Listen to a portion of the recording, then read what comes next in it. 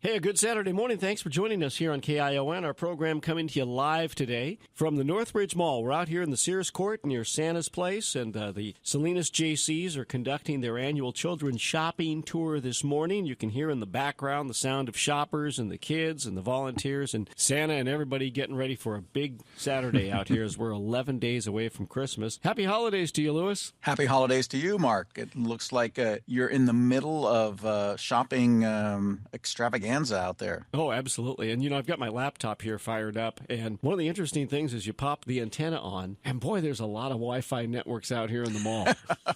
There are. Well, Wi-Fi has become the easy way for companies to set up internal point-of-sale systems and all the stuff that takes a retail shop to operate rather than hardwiring everything. So you have all these competing Wi-Fi signals. We've done some work with retailers where they are trying to set up a new store and they can't get the right signal, and it turns out that they have channels that are conflicting with other channels. It can be quite a mess, but with some expertise, it can be easily overcome. I guess it makes it a lot easier to be able to, and much cheaper, though, in the end, to do that than to hardwire, to run cable through an entire store, up in the roof and the ceiling, the walls, the whole bit like that, if you can just send a signal. Yeah, it used to be a big part of the tenant improvements or TIs that a retail store would have to absorb when they set up a new store in a mall, because they'd have to put in all the cabling and all the things required for their registers and a lot of the technology that they used in the store. But now with Wi-Fi, it's much easier, much simpler, and more stores are going to the Apple Store model, where they just, rather than having a counter where you go and have a big old register,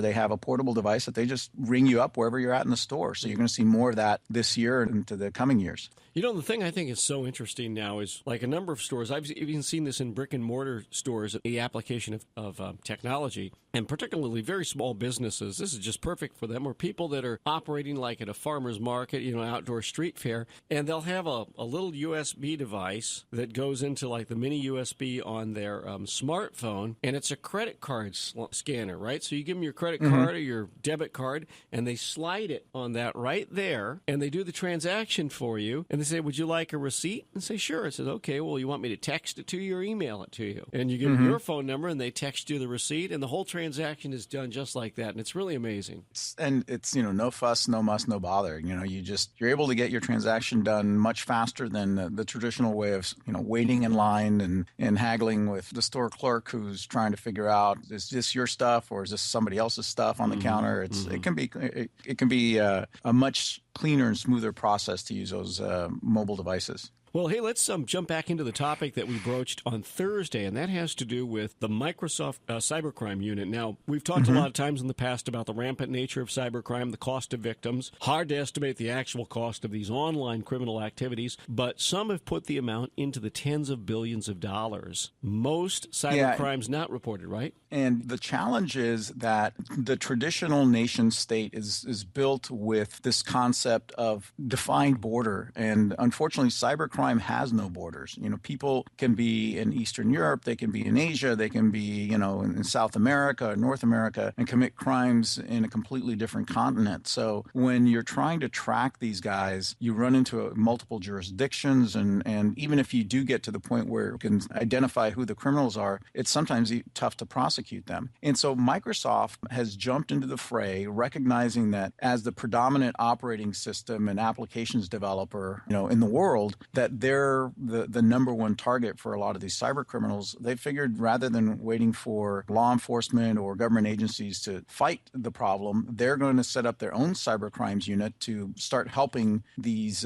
government agencies track these criminals and bring them to justice. I guess what they're going to basically do is their cyber crimes unit will do its best to identify where the criminal is, and then they're going to turn that information over to the appropriate authorities. Yeah, well, we've talked earlier that a lot of these agencies, especially local law enforcement, really don't have the skills, the training, the technical knowledge to understand how these crimes are taking place. And by the time they get up to speed, obviously, the criminals have moved on. Well, Microsoft is basically dedicating resources, some of their best scientists, some of their best technical folks, and a lot of cutting edge technology to track these guys. Once they've identified and isolated, where they're at, how they're doing it, and how how they can be stopped, they're going to go to places like the FBI, Interpol, and give them their information and then jointly take these guys down. That's at least the theory, and it's something that they just recently did. And also, Cisco, Apple, and even Google are exploring the idea of setting up their own cybercrime units? Exactly. Microsoft is only the first of the big technology giants to get into this area, because all of them recognize that as technology becomes more prevalent, as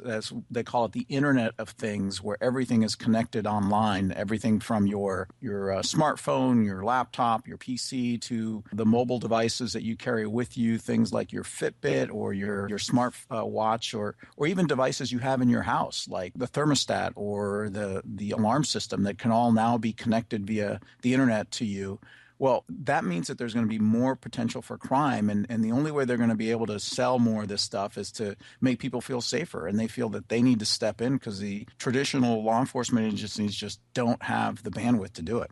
You think it's a good idea? Well, it's a good idea because it will send a signal to the criminal community that there's now, a new sheriff in town, somebody else who's just as smart as they are, because that's always been one of the advantages that cyber criminals have, is that they have the smart guys, and law enforcement and some of these government agencies just don't have the same technical skills, but now they're going up against people that are just as smart as them. But the question becomes, in the modern era, do you want corporations taking on that role? I mean, do you want some non-governmental agency taking on quasi-law enforcement role with really no defined limits and no rules guiding them? Because there are no real rules in the cybercrimes world. There's no limit to, for example, Microsoft tracing a crime all the way back to a storefront in a little village in the middle of China if they wanted to. There's no limits to that kind of combating crime. So I'm happy something's happening, but I'm uncomfortable with the implications, because you're leaving it in the hands of these corporations to do the right thing. And sometimes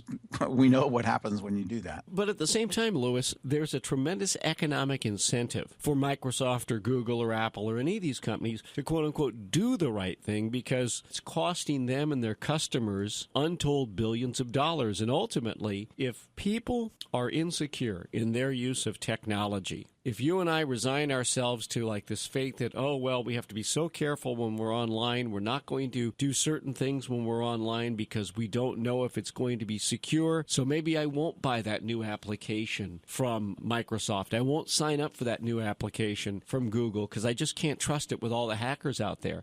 Well, if that becomes the prevailing attitude, then that starts to attack the bottom line of these companies. So I would see that they have a tremendous incentive to be able to assist law enforcement in any way that they can, basically try and stop these cyber criminals as best as possible. Yeah, and I would agree with you that I think that's the way that they're viewing it, and that's the way that I'm going to view it for the time being. But I do think that there's going to be a need for some law enforcement elements to stay, on top of these private enterprises that are going out and fighting cybercrime. You don't want corporate vigilantes out there taking matters into their own hands. And if they do what Microsoft is doing, which is, identifying the problem, finding a way to stop it, and then presenting that solution to law enforcement and saying, hey, can we push the button and make this happen? Then I'm very comfortable with that. Okay. I just don't want these companies to take it upon themselves to take those decisions out of the hands of government agencies. But I would also say this, and we know this, your business and our business, most private industry, there is more of a sense of urgency to get things done in private industry than there is on the government side. A perfect example, about a month ago, I was at a public meeting in Salinas here at City Hall. They were discussing the issue of the security of computers that the police department uses, right? And I didn't realize that there are, like the laptops that the police officers have in their cars are specially designed laptops. They're really rugged. You can throw one across a parking lot and then pick it up and fire it up and it'll still work, okay? So they have these very special laptops, extremely expensive, but they're the ones that have all of this data that the officers have in the cars. And these computers are so important now in law enforcement, the mobile computers that sit in those police cars, that if a car doesn't have a computer, the car can't go out on the street. They have to have that working laptop in the car in order to take that car out on patrol. They got around to talking about getting these new computers, getting them tuned up and ready to go. And the police department had mentioned that they had taken back in-house all of their own IT work because the city's IT department just wasn't moving fast enough on getting all this stuff ready to go for the PD. And one of the people on the commission had made the comment that there were thousands of dollars in the five figures of computers sitting in boxes in the basement of the police department that can never be used because when they were purchased a few years ago, the IT department never got around to installing the proper software and putting them in. And now the hardware is so old that it won't work with the new software that's available. So there's something like $50,000 or $60,000 worth of computers that are just, doorstops now. So they said, hey, we've got to take this in-house because we know what we need to put on this. We have to get it done. And quite frankly, and the other interesting comment that was made was before we let any civilian employees look or touch our computers, we have to do background checks on them. We don't have the budget to background check those folks, so we have to find somebody in-house in our department that can do this installation work for us. We do a lot of work for smaller municipalities, and I think one of the reasons that they've outsourced to us rather than hiring their own IT staff is for that very reason, that they want a sense of urgency that private enterprise brings to an issue. We can't afford, if we're taking care of one of our clients, to buy a bunch of computers and have them sit in the basement until we figure out how to deploy them. They're going to look to us and say, hey, we paid you guys to do this. Why aren't they out on those patrol cars? But when you have a certain amount of inertia, I guess, in an organization, that tends to happen. Decisions are made faster than they can be implemented. So that's why I do think that this effort by Microsoft and Google and Apple and some of the others is a good one. I just want to make sure that there's some oversight so that they just don't go rogue on us. Well, Louis, I'm going to wrap it up here, but I appreciate you joining us on this Saturday morning. I got to run out to check out what's going on with the children's shopping tour right now and get an update on that. But I thank you for being with us on this busy Saturday morning, December 14th. Louis Alvarez has been our guest. He's the CEO of the Alvarez Technology Group, alvareztg.com. And what's the iTeam telephone number? Give us a call at 866-78-iTeam. That's 866-784-8326. We'd love to help. Thanks, Louis. Take care, my friend.